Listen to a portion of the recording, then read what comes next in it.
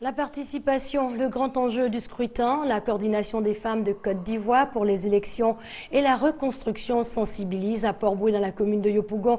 À Port-Bouët 2, dans la commune de Yopougon, elles ont exhorté les populations à accomplir leur devoir civique le 11 décembre. Et puis pour clore la page politique de cette édition, la France a fait don de 1 milliard de francs CFA à la CEI. Un toit décent pour chaque Ivoirien, l'idée émerge de plus en plus dans les esprits et surtout au moment où se tient le 3e salon de l'architecture. Mais pour réaliser ce rêve, il faudra payer un certain prix et c'est ce que nous explique Landry Ponou dans ce reportage. Pas tout le monde qui peut prendre une maison au village pour dormir. Ça il peut prendre, s'il a vu un peu là, il peut aller mettre son petite maison pour dormir avec sa famille. Mais si tu ne travailles pas, mais tu ne peux pas supporter tout ça là. Comme Wango Samuel, ils sont des milliers à vivre dans des conditions précaires et difficiles faute de moyens financiers. Le gouvernement en est conscient et classe l'accès à un logement décent pour tous au nombre de ses priorités.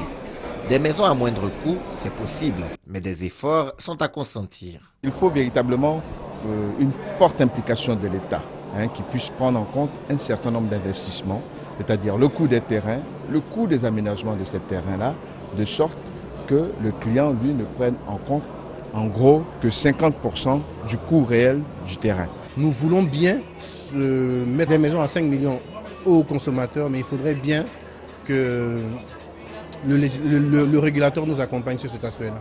L'État n'est pas seul à devoir faire des sacrifices. Les populations sont aussi appelées à changer de mentalité.